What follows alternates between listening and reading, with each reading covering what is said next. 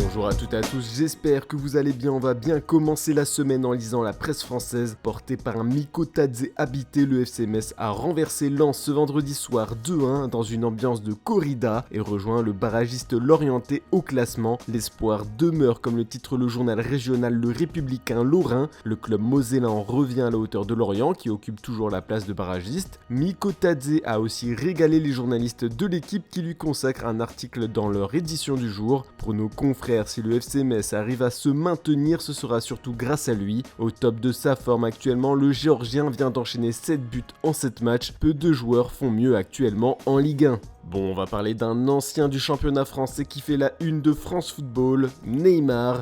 Les révélations du magazine sur la dernière année du Brésilien à Paris ont fait l'effet d'une bombe sur les réseaux sociaux, tout le monde en a parlé. Un salarié du PSG a par exemple décrit une situation où Neymar aurait craqué à l'entraînement et que c'était très violent. Neymar a attrapé Ismaël Garbi par une balayette après que ce dernier lui ait pris la balle et lui a donné un coup sur la tête alors qu'il était au sol. Tout le monde était choqué au final et il n'était vraiment pas gentil. Et ce n'est pas tout, ce n'est pas le seul Parisien à avoir souffert de sa présence à Paris. Un témoin proche du PSG évoque l'ancienne relation entre Vitinha et Neymar. Je vais vous lire sa déclaration. Neymar s'est montré odieux avec Vitinha. Le Portugais a démenti parce qu'il est gentil et ne voulait pas de problème, mais à plusieurs reprises, il s'est fait insulter. Enfin, on va parler de l'entente Mbappé-Neymar. Un salarié a expliqué à nos confrères que leur relation s'est détériorée avec le temps, surtout après les événements que j'ai pu vous décrire juste avant. Au début, Kylian aimait bien Neymar, mais après l'avoir côtoyé au quotidien, il a perdu le respect qu'il avait pour lui. Inversement, Neymar et Messi avaient les boules de voir que le club avait donné les clés du camion à Kylian, a déclaré la source de France Football. Loin de la France, Neymar ne devrait pas répondre à ces révélations sulfureuses. Bon, place à un peu de mercato, on part en Angleterre et plus précisément à Manchester.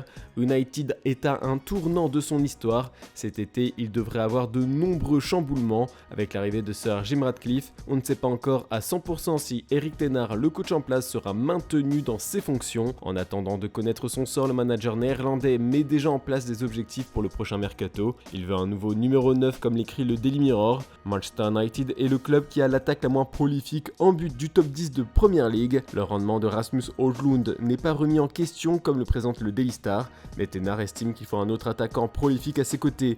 Marcus Rashford et Anthony Martial ont été décevants. C'est pour cette raison que même si Manchester United s'est efforcé de vendre Mason Greenwood ces derniers mois, le club envisage maintenant de le garder dans l'effectif des White Devils comme le rapporte The Guardian. Plusieurs clubs européens ont exprimé leur intérêt pour signer l'attaquant qui a marqué 8 buts avec Retafe cette saison.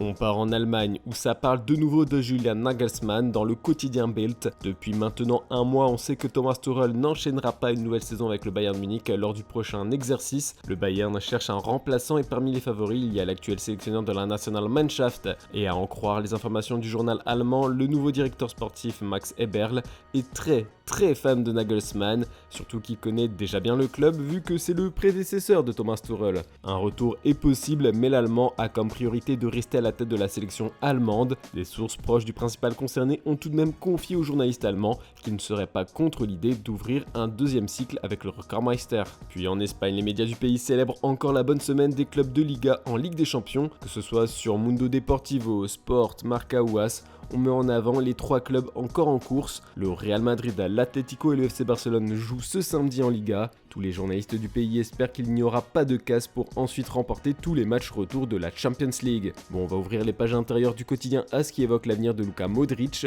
2 mois et demi avant l'expiration de son contrat, l'international croate n'a toujours pas pris de décision. Cette situation tend la direction du Real Madrid qui compte sur lui pour l'année prochaine. Malgré son âge, Carlo Ancelotti continue de le titulariser et il est l'un des architectes de la bonne saison du club, surtout en championnat. Le Madrilène est en position de force sur ce dossier et devrait attendre jusqu'à la fin de la saison pour annoncer ou non son envie de rester. Bon, place aux médias italiens pour avoir un tour d'Europe bien complet. La Gazzetta dello Sport ouvre son édition du jour avec une interview exclusive du défenseur de l'Inter Alessandro Bastoni. L'Inter veut tout, ce n'est pas suffisant pour nous d'avoir battu les Rossoneri 5 fois de suite et il se trouve que nous pouvons gagner le Scudetto contre eux, a déclaré le joueur qui rêve donc d'un titre célébré contre le rival Rossonero. Le prochain derby de la Madonnina, c'est le 22 avril 2024. Tuttosport consacre sa une à un autre derby qui a lieu cet après-midi à 18h, le derby de la Mole entre le Torino et la Juventus. plus, ce sera un derby pour l'Europe car c'est sûrement le dernier espoir du Torino pour se raccrocher à un espoir d'une place européenne. La Juve de son côté n'a plus le droit à l'erreur si elle veut retrouver la Ligue des Champions. Voilà, c'est tout pour ce samedi. On se retrouve demain matin pour une nouvelle revue de presse. N'oubliez pas d'aller regarder notre chaîne secondaire Foot Mercato FC. On vous sort une vidéo spéciale à 14 h. Bonne journée à toutes et à tous.